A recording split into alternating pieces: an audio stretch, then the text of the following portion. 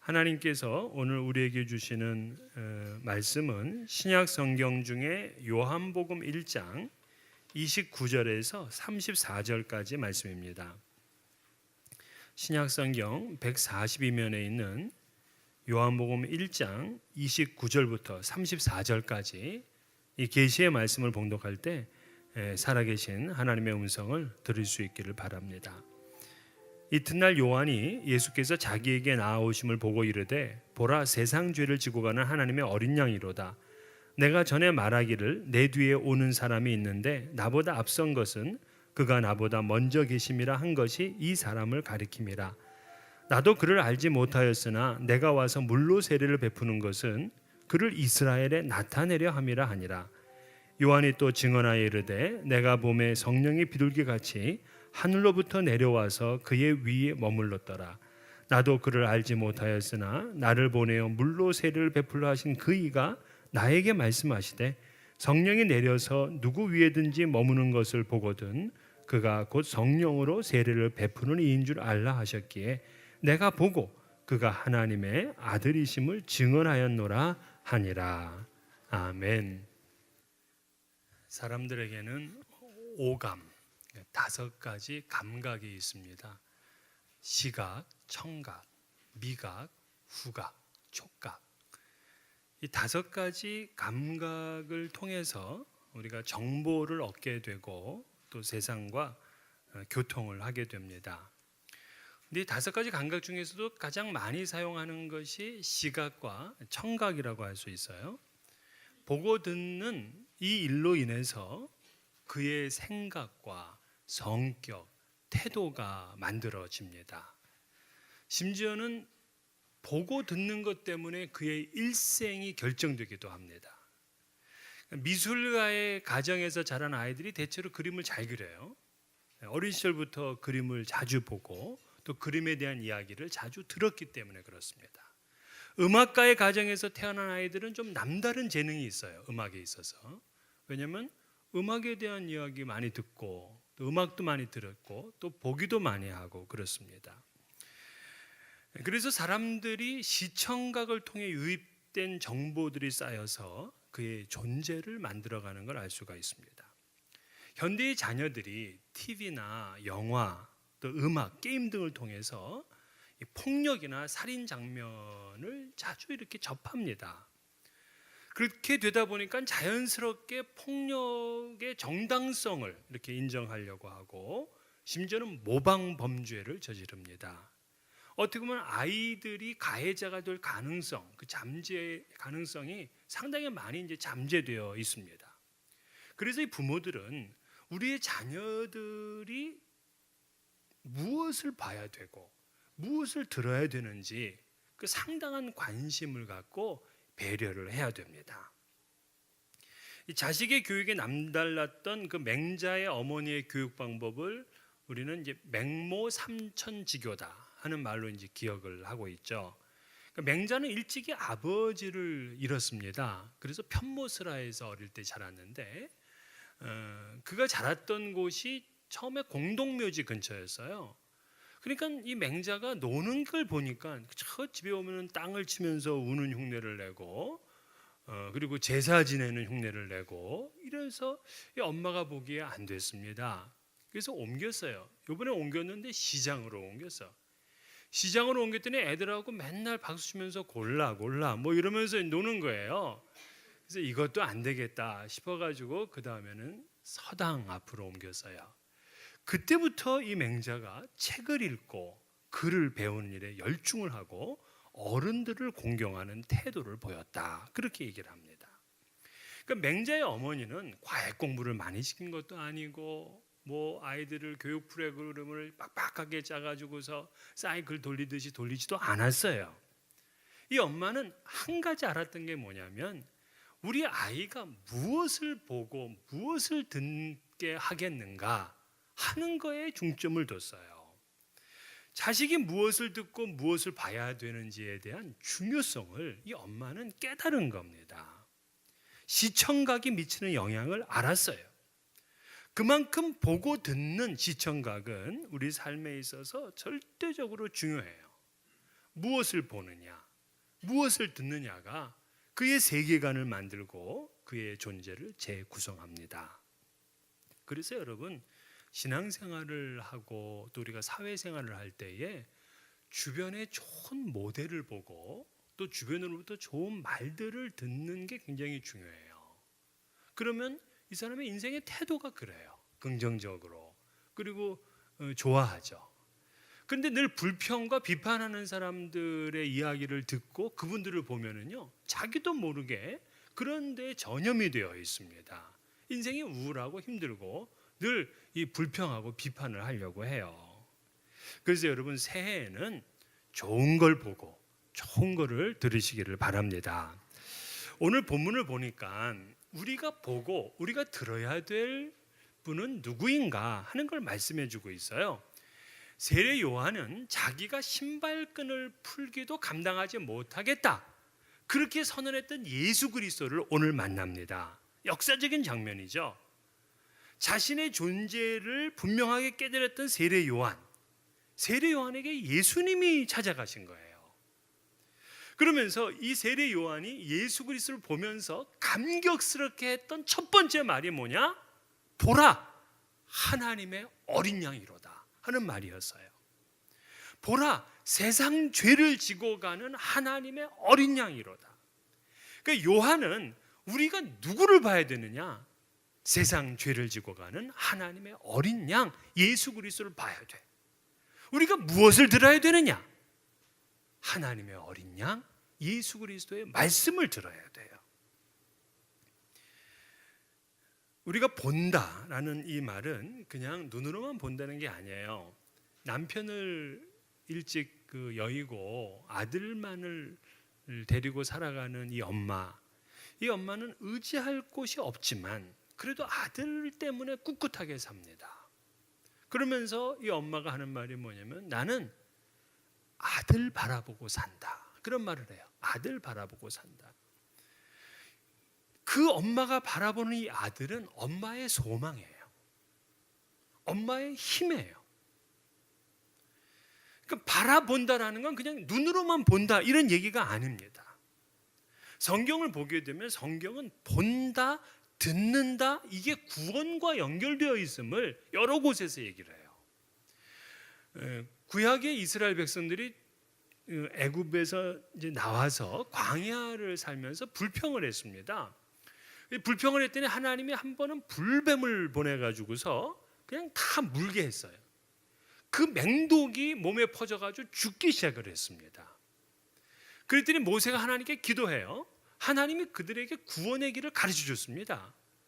불뱀을 만들어 장대 위에 매달아라. 물린 자마다 그것을 보면 살리라 그랬어요. 보면 살아. 그러니까 보는 것과 구원이 연결되어 있어요. 요한계시록에는 자주 등장하는 말이 뭐냐면, 귀 있는 자는 들을지어다 얘기를 해요. 듣는 게 중요하니까. 그리고 그 요한계시록을 쓴 요한은 요한복음서에 5장 25절에 보면, 진실로 진실로 너희에게 이르노니 죽은 자들이 하나님의 아들의 음성을 들을 때가 오나니 곧 이때라, 듣는 자는 살아나리라 그랬어요. 그러니까 듣는 것과 구원이 연결되어 있어요.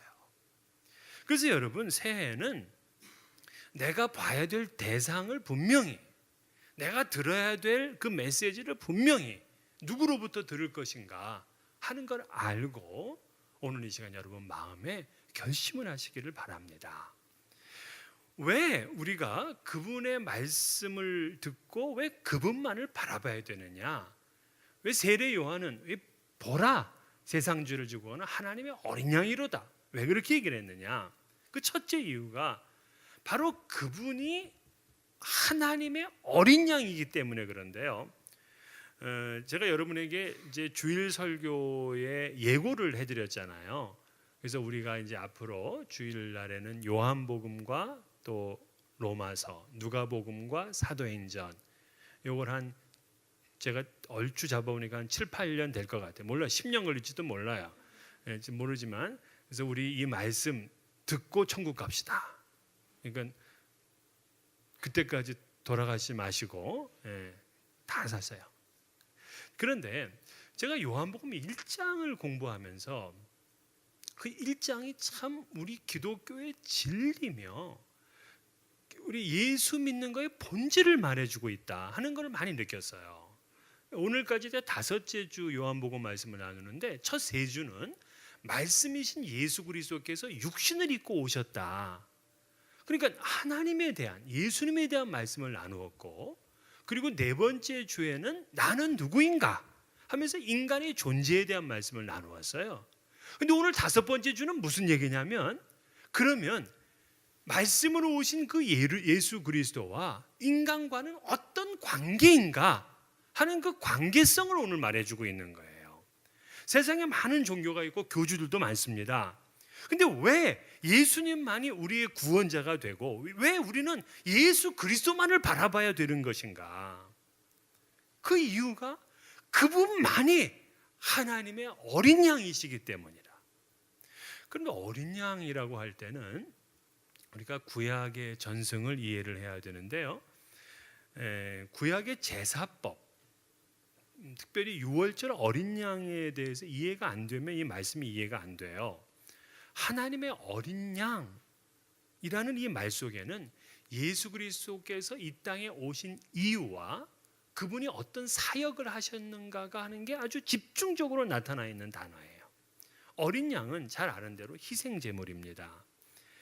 제사를 드릴 때 이 어린 양을 끌고 와서 끌고 온 사람이 때로는 잡습니다. 이 칼로다가 목을 찔러요. 그럼 피를 내서 이제 죽잖아요. 죽으면은 이제 가죽을 벗깁니다. 내가 벗기는 거예요, 가져온 사람이. 그리고는 이제 각을 떠요. 그러니까 살을 다 발라냅니다. 그런 다음에 이제 단 위에 올려서 태워요.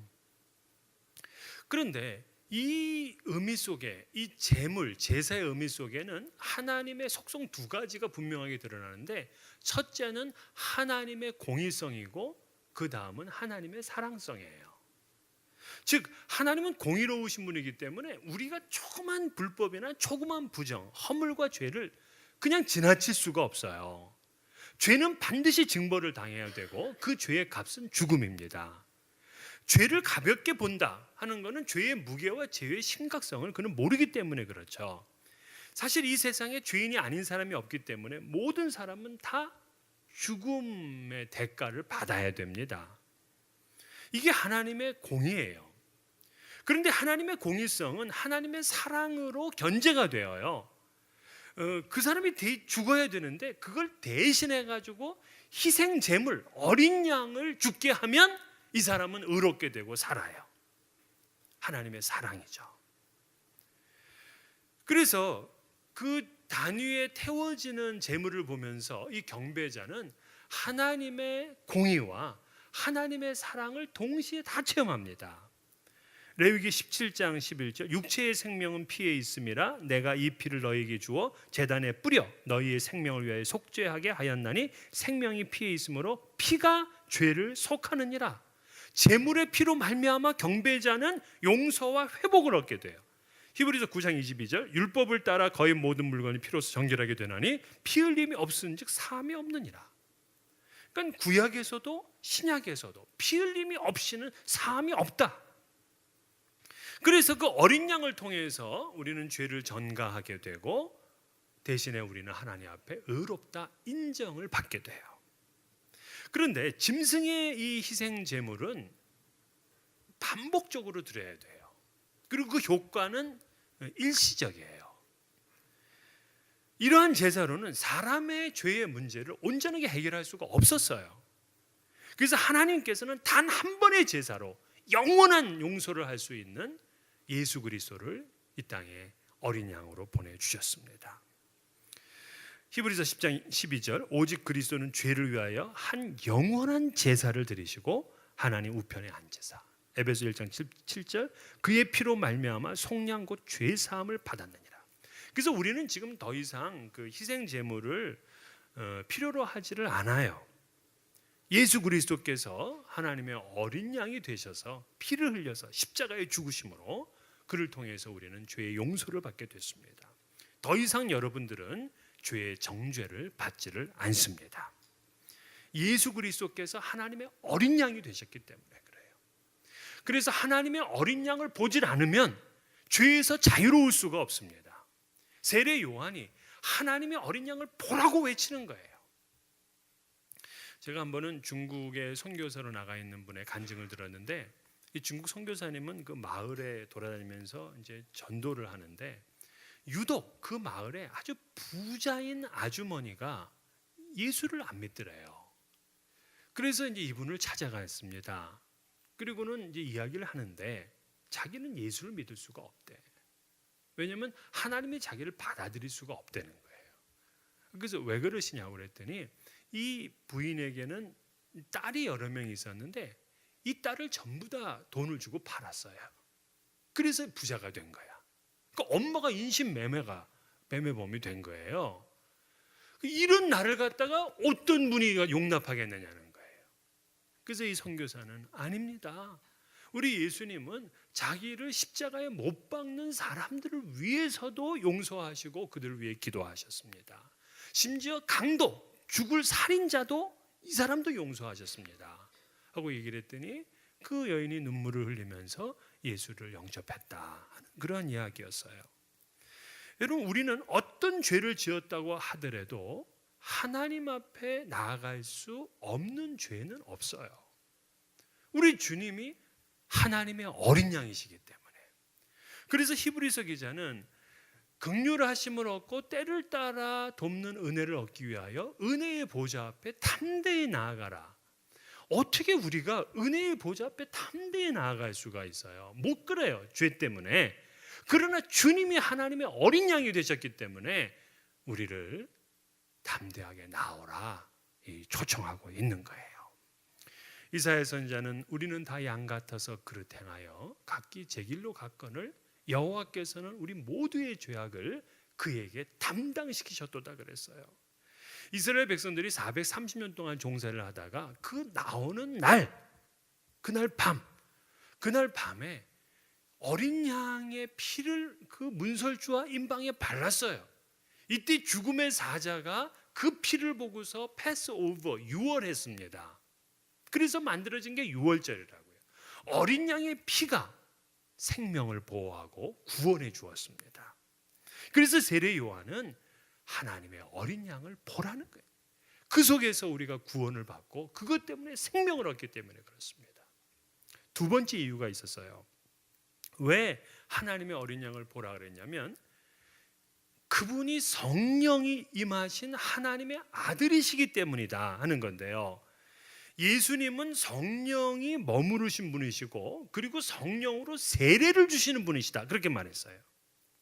성령으로 세례를 받지 못하면 우리가 예수님을 주님이라고 부를 수가 없습니다. 그렇기 때문에 세례 요한은 하나님의 어린 양, 즉 성령으로 세례를 베푸시는 예수 그리스도를 바라보라는 거예요. 사실 세례 요한 자신도 예수가 하나님의 아들이다 하는 것을 인식하기가 쉽지가 않았습니다. 왜냐하면 이 예수와 그 세례 요한은 친척 관계에 있었잖아요. 더군다나 세례 요한보다 6개월 뒤에 태어났으니까 사실 동생이에요. 그들이 친척이었으니까 뭐 자주 만나지 않았겠습니까? 그런 분이 하나님이다라고 깨닫는 것은 그건 사실은 어려운 얘기입니다. 그럼에도 불구하고 그는 오늘 본문에서 뭐라는 30절에 보니까 내가 전에 말하기를 내 뒤에 오는 사람이 있는데 나보다 앞선 것은 그가 나보다 먼저 계심이라 한 것이 이 사람을 가리킴이라. 나보다 나중에 태어났는데 나보다 먼저 계셨다. 여러분 이거를 사람의 인식으로 깨달을 수 있는 겁니까? 이번만이 아니에요. 1장 15절에서도 그가 나보다 앞섰다, 먼저 계셨다 이렇게 얘기를 해요. 세례 요한에겐 이건 대단히 중요한 문제였어요. 실제로 세례 요한은 자기가 얘기를 해요. 오늘 본문에서 동생 예수가 하나님인지를 몰랐었다는 거예요. 그래서 31절 33절에 나도 그를 알지 못하였다 이렇게 두 번이나 얘기를 합니다. 그도 하나님의 아들인지를 몰랐어요. 근데 어떻게 세례 요한은 이분이 하나님의 아들인 걸 깨닫게 되었느냐? 얘기해 본 적도 없는데. 그러면서 32절에 그 이유를 말하는데, 성령이 비둘기같이 하늘로부터 내려와서 그의 위에 머물러 있었기 때문에 알게 되었다, 이 얘기를 해요. 그걸 누가 얘기를 해줬느냐? 하나님이 얘기를 해줬어요. 33절 34절, 나도 그를 알지 못하였으나 나를 보내어 물로 세례를 베풀라 하신 그 이가, 하나님이죠, 나에게 말씀하시되 성령이 내려서 누구 위에든지 머무는 것을 보거든 그가 곧 성령으로 세례를 베푸는 이인 줄 알라 하셨기에 내가 보고 그가 하나님의 아들이심을 증언하였노라. 친척이기 때문에 안 것이 아니었어요. 예수 위에 성령이 머물러 계시는 것을 보고 그분이 성령으로 세례를 베풀 분이시라는 것을 그는 알았어요. 그래서 그는 세상 사람들을 향하여서 보라, 세상 죄를 지고 가는 하나님의 어린 양이로다 하고 선포를 한 거예요. 자신은 물로 세례를 주지만 어린 양 예수 그리스도는 성령으로 세례를 베푸세요. 성령으로 세례를 받아야 거듭날 수 있어요. 성령으로 세례를 받아야 구원을 얻을 수 있어요. 성령으로 세례를 받게 되면 막혀있던 인생의 궁극적인 문제가 풀립니다. 형통한 인생 됩니다. 복된 인생이 됩니다. 애통하는 자도 하나님의 어린 양 예수 그리스도를 보게 되면 그 속에 기쁨이 일어나게 돼요. 찬양하게 돼요. 춤추게 돼요. 여러분, 지난 한 주 동안 집에서 춤 췄습니까? 안 췄습니까?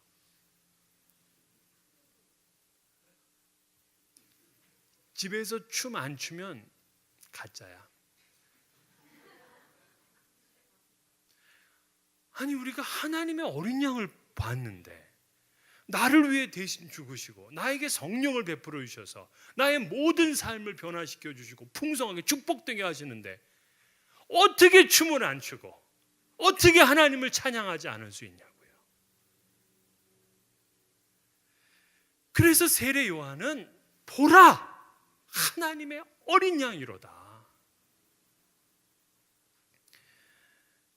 여러분, 새해에는 하나님의 어린 양 예수 그리스도만을 바라보시길 바랍니다. 제가 한국에 있을 때 공주대학교의 백기현 교수를 만나서 그분이 간증하는 것을 들어봤어요. 이분이 그 서울대 음대 성악과를 졸업을 하고 또 서울대학원을 졸업을 했어요. 그리고 빈 국립음대에서 수학을 하셨어요. 그리고 27살 나이에 이제 공주대 교수로 가신 거예요. 근데 이분은 사실은 아주 큰 장애가 있습니다. 자기가 2살 때 8살짜리 친척이 업고 다니다가 높은 데서 떨어졌어요. 그래서 이 척추 골결핵을 앓게 되면서 이 등이 이제 곱사등이 곱추가 된 거예요.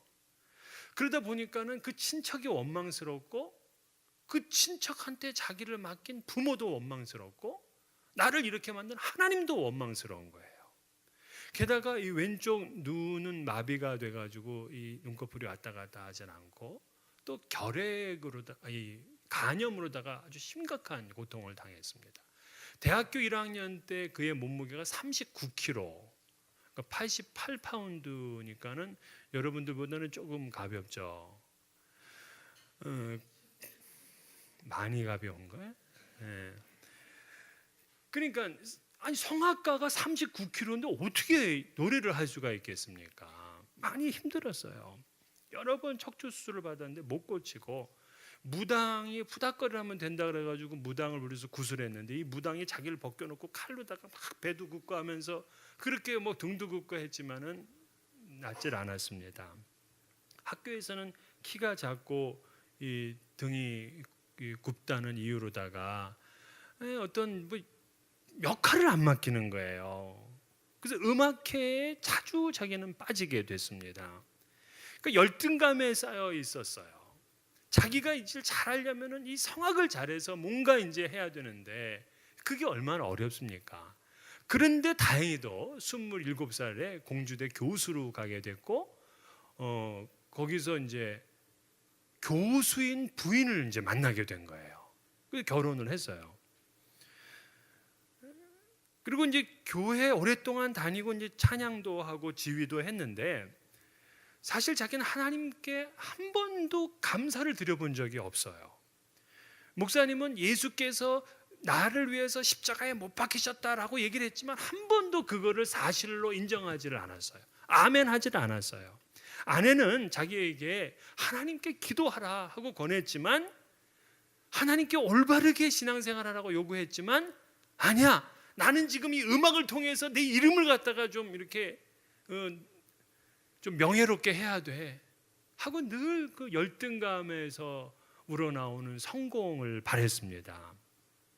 그리고는 아내가 좀 찬양을 하라 그러면은, 아니 내가 성악을 전공해가지고 그 쉬운 노래를 한다면 무슨 이게 지금까지 노력한 게 무슨 소용이 있냐고 하면서 오히려 아내를 나무랐어요.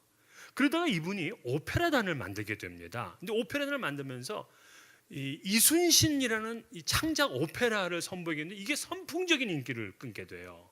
그래서 전국적으로 공연하고 심지어는 해외에 나가서 공연하면서 이 백기현이라는 이름이 이제 높여지게 된 거예요.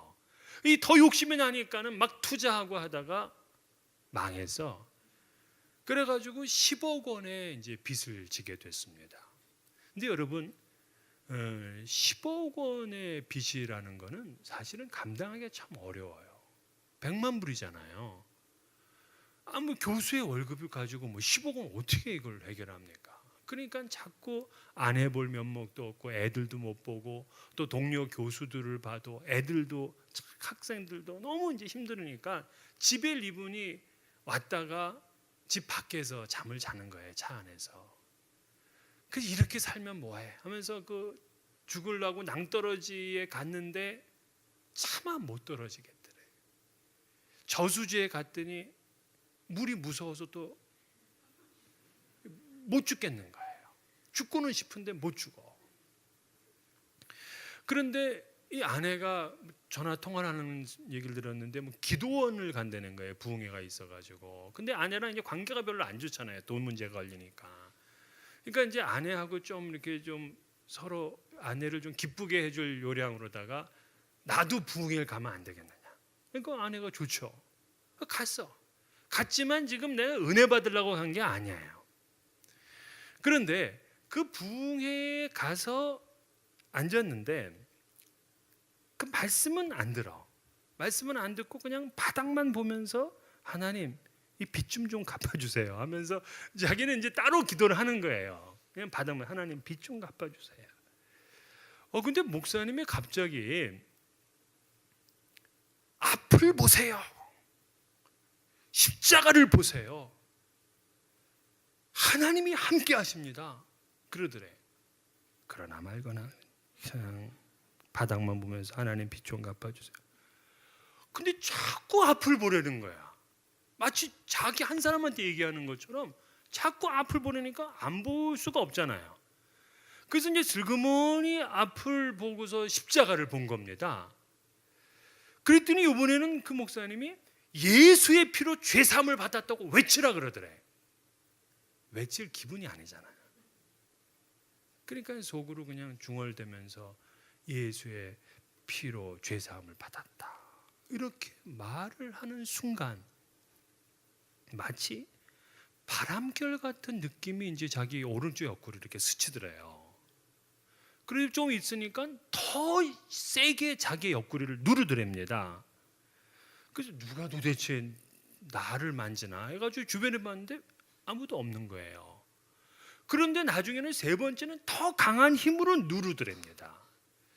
그래서 자기도 모르게 그냥 할렐루야 아멘 이렇게 그냥 나지막하게 중얼거렸는데 갑자기 그 순간에 자기의 팔과 다리와 어깨와 고개와 허리 등이 꺾이기를 시작하더래요. 그동안 50년 동안 그렇게 여기가 지리고 불쾌했었던 그 감정이 시원해지는 걸 느낀 겁니다. 그래서 너무 처음 겪는 일이라 두려운 생각이 들어서 내가 정신을 차려야지 하고 이제 마음을 가다듬으려고 하는데 하나님의 분명한 음성을 들어요. 두려워 말라. 내가 너의 굽은 등을 펴리라. 하나님의 음성을 들어요. 그리고는 며칠 동안 이제 잠을 자는데, 그 며칠 동안 잠을 자는데 하나님이 계속 자기를 그 같은 느낌을 갖게 하는 거예요. 그러더니만 하나님이 갑자기 자기에게 질문하더래. 너의 죄가 뭔지 너는 아느냐? 그래서 저는 잘 모르겠습니다. 그랬더니 나를 아버지라고 내 입으로 진심으로 네가 외치질 않았다 하면서 책망을 하더래요. 그래서 아닙니다, 하나님은 나의 아버지입니다 라고 얘기를 했더니 또 음성이 들리기를, 내가 50년 동안 너무도 마음이 아팠구나, 이제 내가 너를 위로하노라 하면서 하나님이 다시금 이를 꺾기 시작하는데, 자기의 손을 들어 올리더니만 이 손을 360도를 돌리더래요. 그분 얘기야. 360도를. 그러더니만 자기의 이 곱사등이 등이 펴진 거예요. 너무 놀랐습니다. 그래서 그 새벽에 자기 아내를 깨우면서 여보 일어나라고. 아내가 보니까 깜짝 놀랐어요. 자기 남편이 등이 펴져 있는 거예요. 그러면서 이 아내가 울면서 하나님이 하셨어요 그러면서 그저 울더래. 그때부터 이 부부는 예배당 제일 앞자리에 갔대요. 앞자리에 가가지고 늘 십자가를 바라보면서 자기는 예수를 믿게 되었다 하는 그런 간증을 하더라고요.